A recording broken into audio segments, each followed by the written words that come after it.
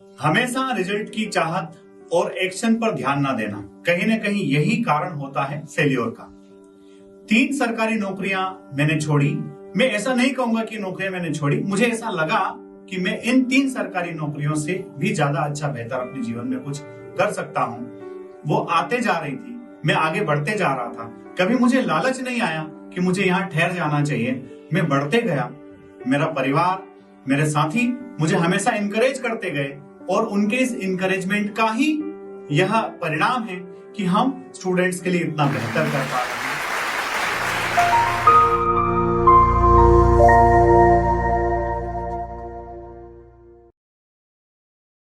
जय हिंद दोस्तों, मेरा नाम है लखन यादव और हम 4 भाई मिलकर के फोर्स डिफेंस एकेडमी का संचालन करते हैं। और यह डिफेंस एकेडमी आर्मी, नेवी और एयरफोर्स के लिए योद्धाओं को तैयार करने में लगा हुआ है, जहां से प्रति वर्ष ऑल इंडिया रैंक्स के साथ में बच्चे IMA, OTA और NDA ज्वाइन कर रहे हैं। मैं अपनी यात्रा की शुरुआत आपको बताता हूं कि किस तरह से ये सारी चीजें हुई और किस तरह से परिणाम जो है वो अपने आप हासिल होते गए। ये परिणाम अपने आप हासिल सिर्फ इसलिए हुए क्योंकि हम जिस रास्ते पर चल रहे थे उस रास्ते को एंजॉय कर रहे थे। कभी भी परिणाम की चिंता नहीं थी, सिर्फ एक बात का कंसर्न था, वो ये था कि रास्ते पर चलते हुए आप आनंद ले पा रहे हो या फिर नहीं ले पा रहे हो। शुरुआत करता हूं क्लास 10 से। जब क्लास 10 में मेरा 87% आया, मैंने रिजल्ट घर आके अपने पिताजी को बताया और बताते समय मैंने एक बात बोली कि पिताजी अगर 2 नंबर और आ जाते तो मैं उस लिस्ट का हिस्सा बन जाता जिस लिस्ट का हिस्सा बनना लोग चाहते हैं। पिताजी ने भी बहुत शांति से रिप्लाई दिया, अगर क्रिकेट कम खेलते तो शायद वो 2 नंबर और आ जाते। मैं जरा भी टेंशन में नहीं था, सोच रहा था पिताजी सही ही तो बोल रहे हैं, उन्होंने गलत बोला क्या है, क्योंकि हमने पाया वही है जितनी मेहनत की है। दूसरा जो हमसे ज्यादा पा गया वो सिर्फ इसलिए पा गया क्योंकि वो उसके लिए हकदार था, उसने उसके लिए मेहनत की थी, सिर्फ प्रार्थना नहीं की थी। क्योंकि प्रार्थना तब साकार होती है जब आप मेहनत कर चुके होते हो। मेहनत के पहले की प्रार्थना सिर्फ आपका आत्मविश्वास बढ़ा सकती है। तो आत्मविश्वास के सहारे मंजिल को हासिल करना है तो मेहनत तो बीच में लगेगी ही ना। फिर मैंने 12 पास किया। 12 पास करके मैं जब फर्स्ट ईयर में था, मैंने संविदा शिक्षक की नौकरी के लिए आवेदन कर दिया। ऐसे सब लोग कर रहे थे, मैंने भी कर दिया। क्योंकि ईश्वर की कृपा से पढ़ने में मन लगता ही था। और जब भोपाल पढ़ रहा था, ऐसा दिल में ख्याल आता था, काश घर के पास जाकर के सरकारी नौकरी मिल जाए, इससे अच्छा क्या हो सकता है। ईश्वर ने वो मनोकामना फर्स्ट ईयर में ही पूरी कर दी और मैं उस समय संविदा शिक्षक के लिए सिलेक्ट हो गया। फिर पिताजी से बात हुई, दादाजी से बात हुई कि अब चयन हो गया है, मुझे इस नौकरी के लिए जाना चाहिए। उन्होंने कहा, लड़के अभी से नौकरी करके करेगा क्या, पढ़ ले। पढ़ना जरूरी है, नौकरी तो मिलती रहेगी, आती रहेगी, जाती रहेगी। घर वालों की इच्छा में समझ गया कि क्या कहना चाह रहे हैं। उनका चाहत कभी ये नहीं थी कि हमारा लड़का बहुत बड़ा आदमी बनेगा, बहुत कलेक्टर बन जाएगा, ये बन जाएगा, वो बन जाएगा, ऐसा कुछ नहीं था। उनके दिमाग में सिर्फ एक बात रहती थी, वो ये रहती थी कि लड़का पढ़ना चाहिए, अगर ये पढ़ गया तो चीजें तो अपने आप हासिल कर लेगा। और मैं भी दादाजी के आशीर्वाद से अपनी चीजें करता गया। सेकंड ईयर में पहुंचा दोस्तों, सेकंड ईयर में पहुंचते ही मेरा एयरफोर्स में सिलेक्शन हो गया। मैं ये नहीं कहूंगा वो नौकरी मैंने छोड़ी, वो मेरे दिल का सुकून था, वो मेरी चाहत थी जो मुझे हासिल हुई थी। जब मैं एयरफोर्स की रिटन एग्जाम क्लियर करने के बाद में फिजिकल के लिए दौड़ रहा था, भाइयों सच बता रहा हूं, जिंदगी में पहली बार दौड़ा था 1600 मीटर। और वो 1600 मीटर दौड़ते समय 400 मीटर के बाद ही मेरा मुंह सूखने लगा था, मेरी जबान अंदर जाने लगी थी, पर मुझे सिर्फ एक चीज दिखाई दे रही थी, वो उड़ता हुआ एयरक्राफ्ट, वो उड़ता हुआ हवाई जहाज। उस समय उस हवाई जहाज का टिकट खरीदने की हमारी औकात नहीं थी और सिर्फ एक ही चीज दिमाग में थी कि जिस हवाई जहाज का टिकट आप खरीद के इसमें बैठ नहीं सकते हो, अगर लखन यादव आज दौड़ लिए तो जिंदगी भर इसी हवाई जहाज का सफर करना है।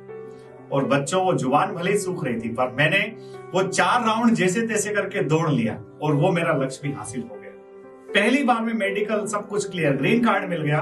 जब ज्वाइनिंग का टाइम आया फिर से रीमेडिकल हुआ और मुझे कान में MS दे करके मेरा वहां से मेडिकल डिस्क्वालीफाई हो गया। मैंने फिर से कोशिश भी किया कि मैं काश क्वालिफाई हो जाऊं और इंडियन एयरफोर्स का हिस्सा बन पाऊं, पर शायद वो एयरफोर्स का हिस्सा बनना मेरी किस्मत में नहीं था, मेरी बदकिस्मती थी। या फिर मैं ये कहूं कि शायद वो मेरी किस्मत में इसलिए नहीं थी क्योंकि हजारों युवाओं की जिंदगी में आना शायद मेरी किस्मत में लिखा हुआ था। उन हजारों युवाओं के साथ में मिल करके उनकी पढ़ाई का हिस्सा बनना मेरी किस्मत था।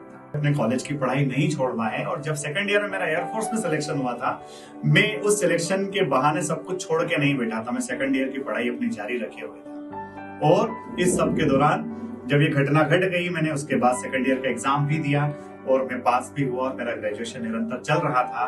मैं पोस्ट ग्रेजुएशन के लिए इंदौर आ गया। कभी जीवन में नहीं सोचा था कि इंदौर आएंगे, यहाँ पढ़ाई करेंगे और यहाँ कुछ और ही हो जाएगा। जो किस्मत को मंजूर था, किस्मत अपने आप मुझे घसीटते हुए यहाँ तक ले आई। मेरा एक दोस्त था, उसने मुझे लाकर के होलकर साइंस कॉलेज में दाखिला दिला दिया। नहीं तो उसके पहले तो हम सोच रहे थे कि जेएनयू चलेंगे, वहां से एमएससी करेंगे, वहां से साइंस में कुछ अच्छा करेंगे।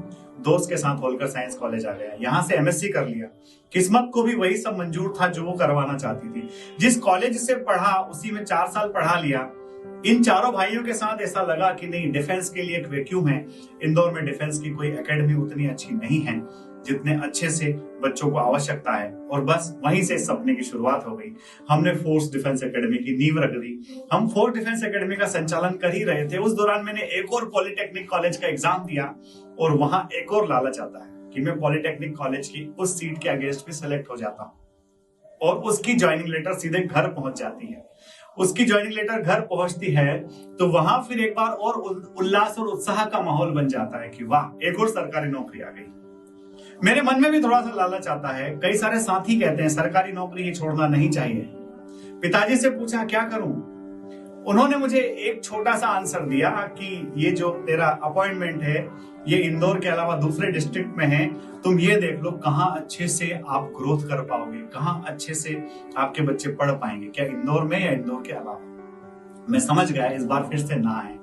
और उनकी ना में ही बहुत बड़ी हाँ छुपी हुई थी। हमेशा फैमिली ने मोटिवेट किया, हमेशा फैमिली ने इनकरेज किया।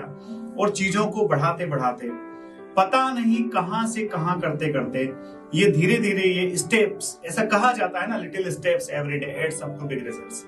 आप सिर्फ एक कदम रोज बढ़ाइए, आपको पता ही नहीं चलेगा कि 100 दिनों में आप कितना आगे बढ़ चुके हो।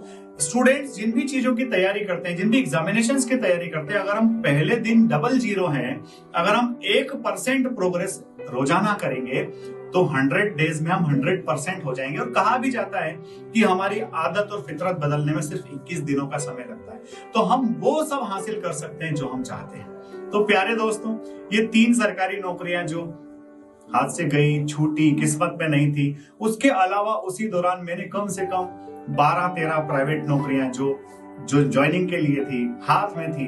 कहीं लगा ऐसा करना चाहिए, नहीं करना चाहिए, क्योंकि मेरा पहला प्यार एयरफोर्स था, वहां मैं जा नहीं पाया। और उसके बाद मेरा दूसरा प्यार था टीचिंग। मुझे हमेशा से ऐसा लगता था कि मुझे एक शिक्षक बनना है, मुझे टीचर बनना है। मैंने होलकर साइंस से एमएससी करने के बाद में एमए भी किया इंग्लिश लिटरेचर से, क्योंकि मेरा प्यार था पढ़ाना और पढ़ना। और वही प्यार मुझे इस शिक्षा के क्षेत्र में ले आया।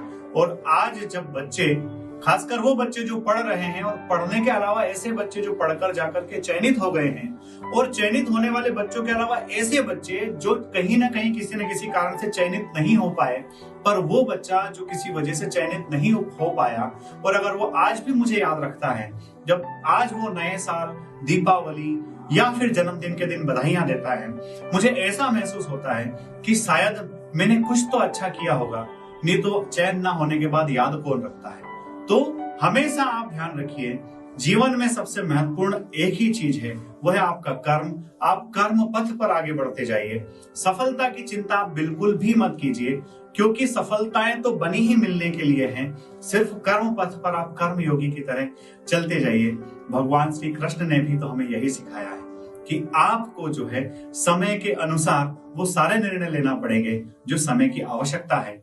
आप अगर 100% एफर्ट्स लगाएंगे तो 100% सफलता आपसे दूर नहीं होगी। 0 एफर्ट्स में 100% सक्सेस नहीं मिल सकता।